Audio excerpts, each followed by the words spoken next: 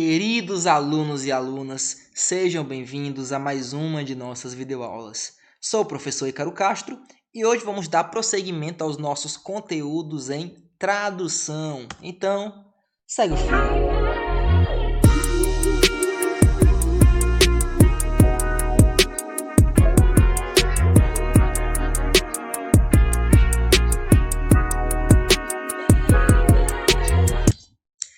Então, em aulas anteriores, nós vimos que para acontecer tradução, primeiro tem que acontecer a transcrição.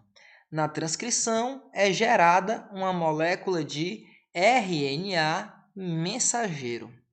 Essa molécula, ela sai do núcleo e ela segue para o ribossomo, e é nesse local que acontece a tradução. Só vamos lembrar de uma coisa: o ribossomo ele não está preso no retículo endoplasmático rugoso, não. O ribossomo se encontra livre no citoplasma. Agora, esse ribossomo pode continuar livre no citoplasma, produzindo a proteína, ou ele pode migrar para o retículo endoplasmático rugoso de acordo com a função dessa proteína, ok? Mas ele se encontra inicialmente, com certeza, no citoplasma. Então, esse ribossomo ele tem duas partes. Ele é uma estrutura montável. Tem a parte menor, que nós chamamos de subunidade menor, e tem a parte maior, claro, subunidade maior. Aqui nós vemos ribossomos de procariontes, está aqui, ó, 70S, que ele tem duas subunidades, 50S e 30S. Vamos circular aqui ele. E, claro, o ribossomo de eucarionte, que é o 80S, que também tem duas subunidades, uma 60S e a outra 40S. Então, as duas unidades têm que estar juntas para que se consiga produzir proteínas. Se nós formos representar graficamente um ribossomo, seria algo parecido com isso aqui. Então, veja aqui, ó, essa parte em verde mais escuro representa, claro, a subunidade menor, e essa em verde um pouquinho mais claro, a subunidade maior. O que é importante a gente saber é que cada subunidade dessa tem uma função. A menor, ela tem a função de ancorar o RNA-T que traz o aminoácido. Então, lembra, ó, que o RNA-T ele traz o aminoácido e ele encaixa aqui no ribossomo. Então, quem ancora esse RNA-T é a subunidade menor. A maior, ela tem uma função muito importante também de produção da proteína. Então, é aqui, ó, nessa estrutura que as ligações peptídicas são feitas e que a proteína ela é gerada, ok? Então, anotem isso. Então, vocês também têm que saber que um ribossomo ele tem 3 sítios de entrada de RNA-T. É o sítio A, o sítio P e o sítio E. Nós vamos ver como esses sítios funcionam ao longo dessa aula, ok? Então, primeiro, nós vimos na aula anterior de tradução mais simples que a tradução acontece. Uma forma bem simples. O RNA mensageiro chega ao ribossomo e começa a tradução, mas nunca é tão simples assim. Então, vamos entender um pouco alguns processos que acontecem para que a tradução ela se inicie. Lembrando, o primeiro aminoácido a ser adicionado sempre vai ser uma metionina. Por quê? Porque o RNA-T que carrega a metionina é o único que consegue fazer uma ligação forte com a subunidade menor do ribossomo. Então, se fosse qualquer outro aminoácido, nenhum seria viável. Por quê? Porque nenhum faria uma ligação forte, permitindo assim que a proteína fosse gerada. Somente a metionina consegue fazer essa ligação forte inicial. Por isso que sempre o primeiro aminoácido é metionina. Questão de atividade, anotem isso. Então vejam aqui, ó. Para começar, primeiramente, uma proteína chamada ELF2, ela tem que se ligar à metionina, ao RNA-T juntamente com a metionina. E isso permite, então, essa ligação dele à subunidade menor do ribossomo. Então, veja, primeiro é só a subunidade menor do ribossomo, ok? Com metionina e a proteína ELF2. Lembrando, aqui estão representadas apenas 3 proteínas: ELF2, ELF4G, ELF4E. Mas entenda que são várias delas, são muitas proteínas que, claro, não ficaria didático trazer aqui todas. Então, isso aqui representa o início da tradução, é assim que é cobrado em concursos, por exemplo, mas também nós temos que saber que não são somente essas proteínas, é um leque de proteínas que participam desse processo. Belezinha. Então, a ELF2 se liga ao RNA-T. Ligou, ok. Vamos dar um okzinho aqui. Logo depois, ele se liga à subunidade menor. Ligou, ligou. Já falamos sobre isso. Pronto.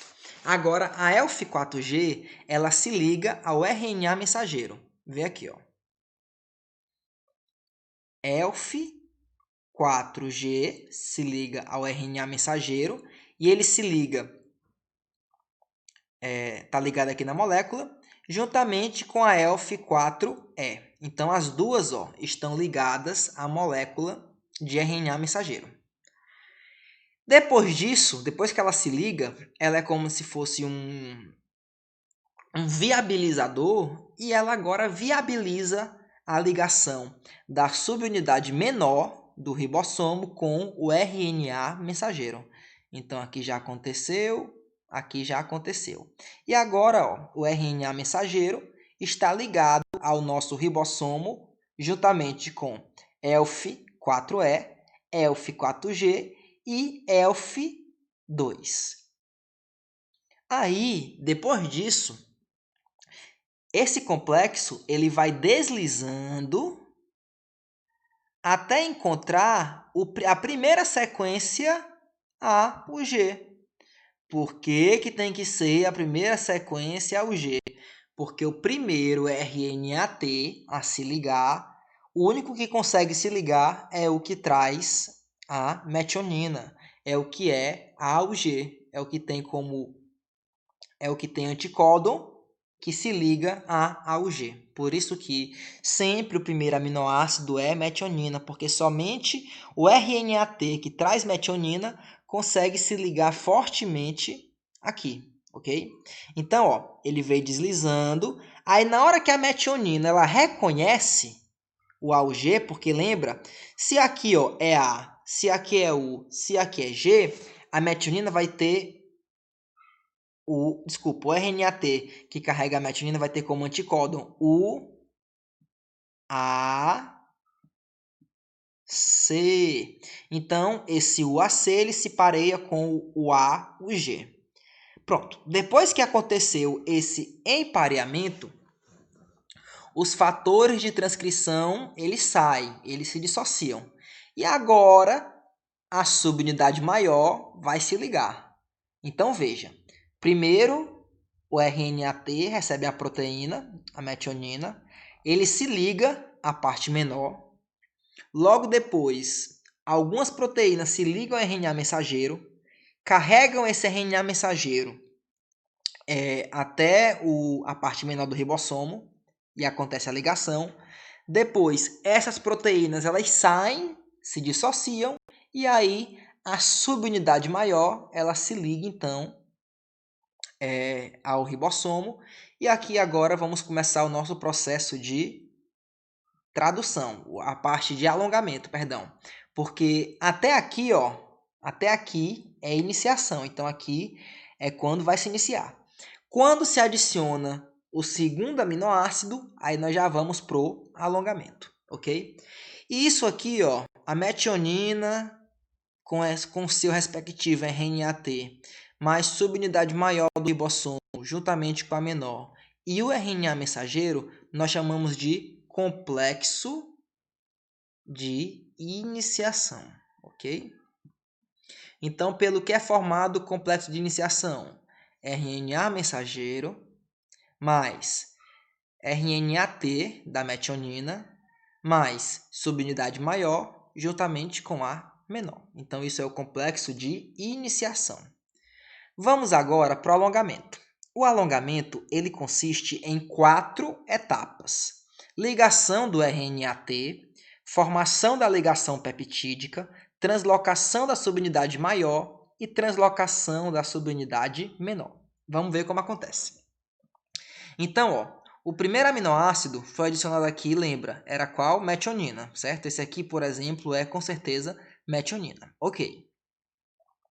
Aí, vamos lembrar o seguinte. Nós temos o sítio ativo E, o sítio ativo P e o sítio ativo A. Sempre, o novo aminoácido, o novo RNA-T, trazendo o novo aminoácido, vai entrar no sítio ativo A, sempre. O único caso que ele entra no P é no caso da metionina. Somente o primeiro entra pelo P. O segundo e todos os outros entram sempre pelo sítio A, ok? Pronto. Então, é no sítio A onde o RNA-T ele vai entrar no ribossomo através do sítio A. Beleza.